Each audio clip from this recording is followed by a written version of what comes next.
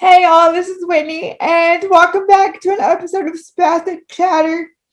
Spastic Chatter is a platform meant to feature those in the cerebral palsy community, and I get together weekly with individuals with CP like myself to have an uncensored chat, if you will, about what it's like living with this type of disability.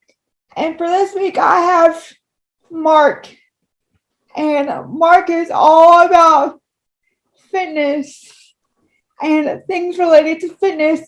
And I found him on Instagram again. Again, guys, my Instagram is my go-to to find people. And I thought that Marc was awesome. And so I'm going to let Marc introduce himself and then we'll get on to the conversation. So take it away. Hey, everybody. Hey, everybody.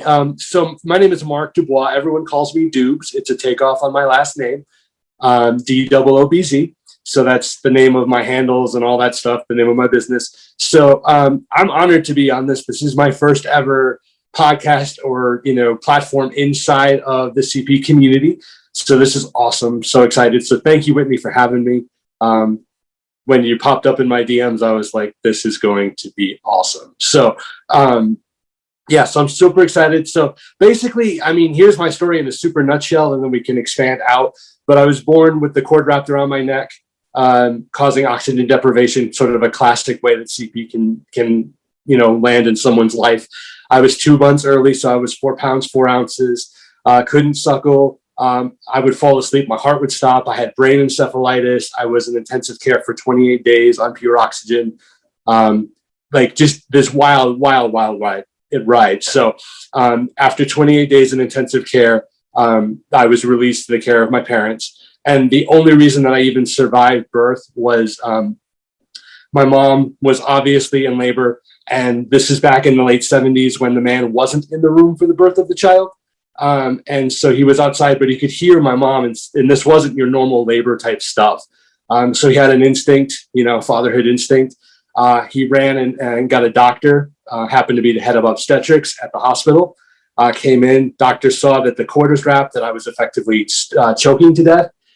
He cut the cord, and if he had been 3 seconds later, I would be a vegetable or more likely dead, meaning, just like not even functional. So the doctors in the middle of that 28-day period gave my parents a very dire prognosis. And they said, he's most likely going to be unable to walk, talk, or function. Your best bet is to put him in a wheelchair, put him in a home, and forget about it. Direct quote. Mm-hmm. Not exactly the best bedside manner. So my parents, obviously that wasn't going to fly, especially with my mom. My mom is the ultimate mama bear. And you don't tell her cub ain't going to do something because she'll figure it out. So I went home after 28 days, and through a series of events, which is a long story, but through a series of events, my mom figured out things like light therapy, touch therapy, stimulation, a lot of stimulation, to bring me out of my shell. And around 4.5, the light switch kind of flipped. Up until that point, I was crawling with one leg, my weaker leg over the stronger one and kind of hobbling through, and then made this massive leap forward that doctors are still scratching their head over. And then went through mainstream education, elementary school, high school, college, graduate work.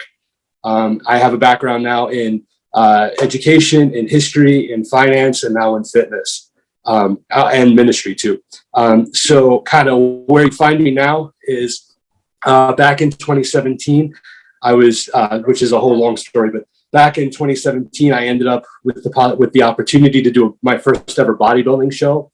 I had been dreaming about doing more athletic stuff ever since I was a kid. So, and had always, was, idolized Arnold and all those guys, and had the opportunity because I was here in Denver, and I got a phone call from a pro coach. And this pro coach, I didn't know him at all. And he said, hey, I want you to come give a presentation about your story to a bodybuilding show, like all these sorts of things. And I was coming out of a really dark season. And so he actually had to ask me 3 separate times. I kept turning him down. Before we get to, Please. I kind of want to take it back like to the beginning first. Like, what got you into fitness? Like, okay, well, that's okay. Honestly, there were a series of events. Number one, back in 2008, my condition took a giant leap forward. Doctors are still kind of scratching their head over it. My functionality increased pretty significantly, to where doctors said, hey, go work out. We don't know what's going on. We don't know how long this will last, if it'll regress, this kind of thing. And just so people have a medical frame of reference, I was diagnosed with spastic diplegia. Okay, I was about to ask what type of cerebral palsy you had. So it's spastic diplegia? Spastic diplegia. And so anyway, I started working out in 2008. I fell in love with the whole gym culture and fitness culture, etc. Had the opportunity in 2010 to go to the Arnold Classic, which is the second biggest bodybuilding convention show in the world. And literally just, it was like Disneyland for fitness people. Like, it really was. How is your getting up on a stage? Like, one of the main themes of I've found from doing this channel is people kind of struggle with body image and like wrapping their heads around it, and like kind of claiming their disability. Like, I can't change this. This is just how my body is. Did you ever go through that? And how was it like getting up on a stage in a bodybuilding competition where you're going to be judged on your appearance? Does that kind of make sense? Yeah, no, it does. Obviously, kind of to leapfrog to the end of the story, having the opportunity to get on stage, of course, that comes to the surface. Like, I'm not in my 20s, I'm in my 40s, and I'm getting into this game pretty late, in terms of the sport itself. Plus, obviously my legs are thinner, you post things on Instagram, people make, insensitive comments, etc. So that all like went right to the surface. And really, getting on stage, though, it was all about who I was surrounded with. In this journey, I've been able to be surrounded by some amazing people who helped me get ready for the show, are still walking with me in my fitness journey. Primarily my brother coach. We're basically family to each other at this point. We're super close, best friends. His name is Marc, and he came alongside very early in this journey, about 2017. And so anytime people would kind of make fun of me, I have my older brother basically ready to step in. So yeah, I love him to death. He's amazing. He's also my business coach. But he would step in along with my other friends. And when people would make fun, they would rise to my defense, which helped. That's awesome. Yeah, actually getting on stage, though, by that point, I was so proud of what I had done. This 11-month like whirlwind journey of going from a non-athlete to getting on stage. Yeah. That I was like, like I had finally gotten to the point of like the song says from The Greatest Showman, this is me. Yeah, exactly. So since you did that in such a quick time span, like what was your process like from the very beginning to where you are now? Like, what did you start out with, like the basics? Does that make sense? Yep. Well, I had a lot of passion, and I had been in the gym a good amount on my own, but I hadn't made a lot of progress until I started working with my brother coach. So I had a lot to learn, and not to mention, he and I are at a distance. He lives in Tampa. I'm here in Denver. So there's all the CP adaptation to figure out, how does one bench press when you're spastic below the waist? How do you, what is the right angle when your proprioception, your sense of self in space is damaged? How do you do that? So my process really was, I brought in another friend of mine, and the three of us, Marc, myself, and this other gentleman, Dakota Lane, who's here in Denver, teamed up. So Marc did the plan and oversaw everything. He was my coach and still is. Dakota was my on-site guy. He would take the plan, and he's a professional in the field as well. So he would take the plan and he would put me through the workouts, and we learned by doing. Yeah. He he would step back and go, okay, you're actually tilted, you're leaning too far back. And we would practice again and again and again and again until those neural pathways connected, you know? So, and then that was the process. So the three of us worked together closely for 11 months and then got me on stage. That's awesome. There's so much that we could talk Please. about. Let me look. So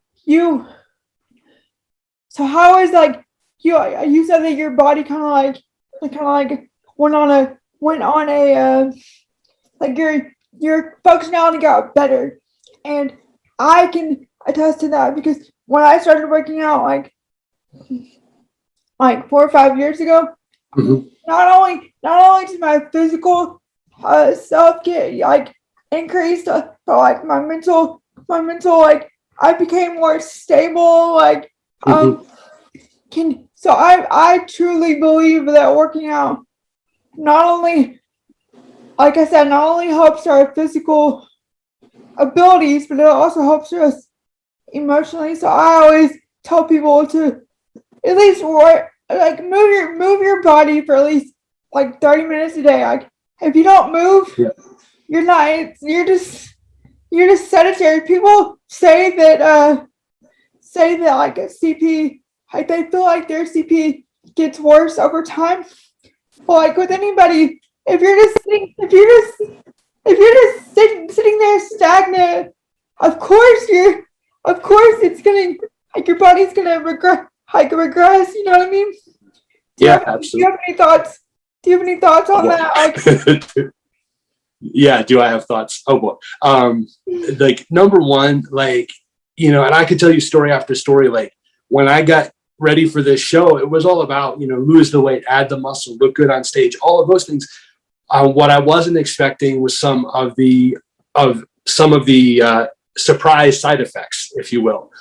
I'll tell you one simple story. I was working for a financial services firm at the time, so I was taking calls, you know, 8 to 10 hours a day, just very sedentary, which meant like when I got off work, it's like I needed to go work out because like I needed to make that motion, right? So what wound up happening is I had a really, really tough call. Person was aggravating me and my emotions were rising to the surface, which is not always a good thing in a professional setting. So, you know, I got off the phone and I was mad. So I down fisted my desk and just kind of slammed my desk.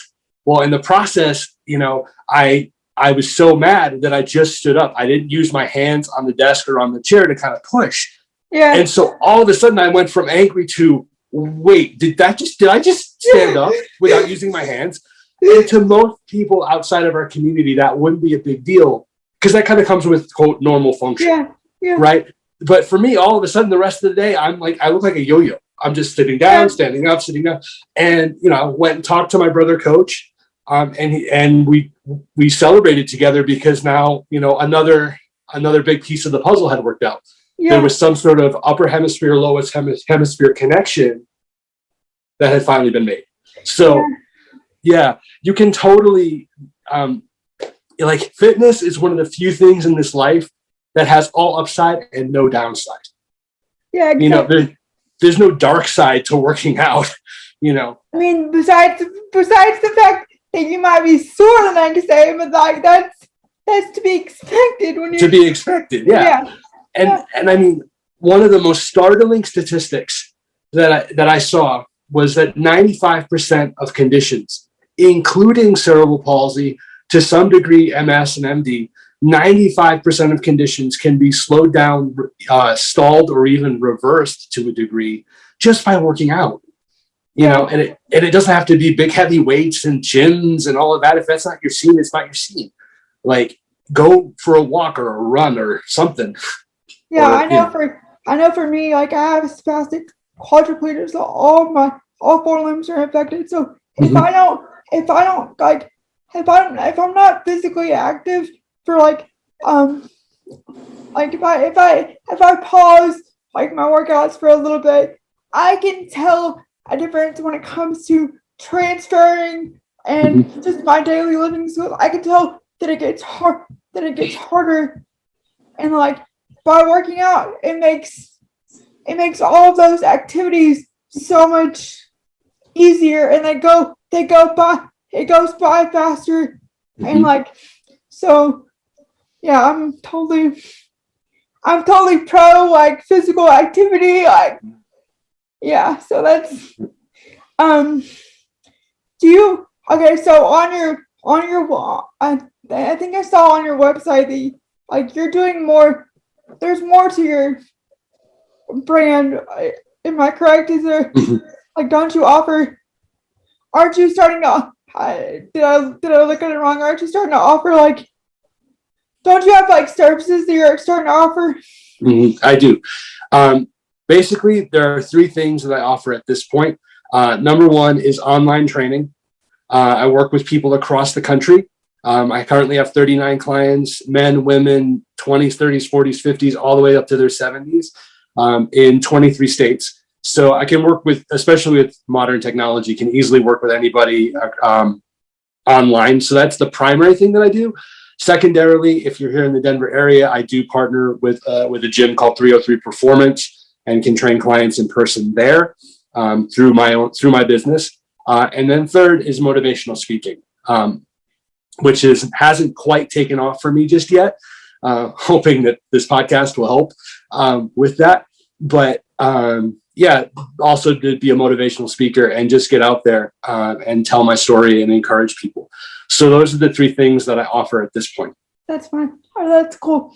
As a fellow motivational speaker, I'll give you some advice.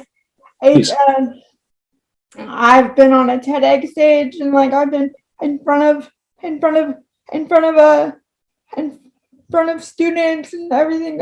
It's a long journey, and the number one thing that I can tell someone is just to put yourself out there. Like I like when I first started, I'd email schools and be like, hey, I'm offering these services, like, and like that's how I got most of my speaking engagements, is just putting myself out there, because the worst that somebody can say is no. Like, you know what I mean? True. Yeah. So how, like, do you work with other people with, have you worked with other people with disabilities? I have, although not CP. I'm currently working. I would love to work with people with CP. That's the next part of my certification and learning process that I'm going through. But I'm currently working with a gentleman with basically an immunological disorder, helping him figure out his stuff in concert with his doctors. I also am working with a gentleman who, and I'm hoping that this all works out, but I'm working with a gentleman who we're trying to get him to lose weight so that he can qualify for an organ transplant. So I haven't had the opportunity just yet to work with somebody, with a classic disability, but I would love to. That's awesome. So one of the last questions I have that I always ask my guests is if they have any advice for others. So Marc, do you have any advice for others who want to start a fitness journey or are on their fitness journey and are getting stuck? Do you have any advice? I'd say I give you three pieces of advice. Change what you say first. It's a powerful thing. Napoleon Hill once said that thoughts become things, right? And the way they become things is through words. So, being careful what you say. If you're using a lot of words like maybe, can't, quit, I'll try, as opposed to I'll do, then, you're already in dangerous waters. You're setting yourself up to quit or to walk away. So change what you're saying. Start saying, I will do this. I can do this. I will figure this out. I can handle this, whatever that is. Number one, that's my number one piece. Number two is find people to support you and help you. My business, my life, my fitness journey took off when I found a coach. And no, this isn't a shameless plug for my own services. If it's not me, fantastic. Find a coach that works for you. And please know that a lot of the greatest coaches in the industry love to work with people that are outside the fitness box, that have physical challenges, that it's intriguing, it's a mystery, it's an adventure, it's fun for a lot of the coaches because it's something new and it's something they get to really help someone with. So find a coach that can help you. And then third is flat out, just believe in yourself. One of the things that I always tell myself when I have those rare, darker moments is, Doobs, you are 3 seconds away from death. Don't you dare blow your 3 seconds feeling bad for yourself or not taking your shots or not taking your opportunities. So the folks that are listening to this, I know that CP is hard. Trust me, I know, and every case is different. But the fact is, you're alive and you're here and you can hear this, which means you have opportunities. So go for it. Yeah, that is like spot on advice for everything you just said. So, yeah, totally awesome advice. Where can people follow you on social media? I'll find you. My main website my only website is DoobzFit, DoobzFit.com. And you'll be able to see my services, my testimonials, my story, media stuff, all of that. My 2 social media platforms are Facebook, which is Marc, M-A-R-C, Doobz, D-O-O-B-Z, Dubois, D-U-B-O-I-S, and Instagram, which is DoobzFit, D-O-O-B-Z-F-I-T. Awesome. I will put all that in the description so people can find you. And thanks for being here today, Marc. I really enjoyed talking with you. And for those of you watching and you want to be on an episode of Spastic Chatter, feel free to reach out wherever you see this video. And until next week, check back next week for another episode of Spastic Chatter. Thanks.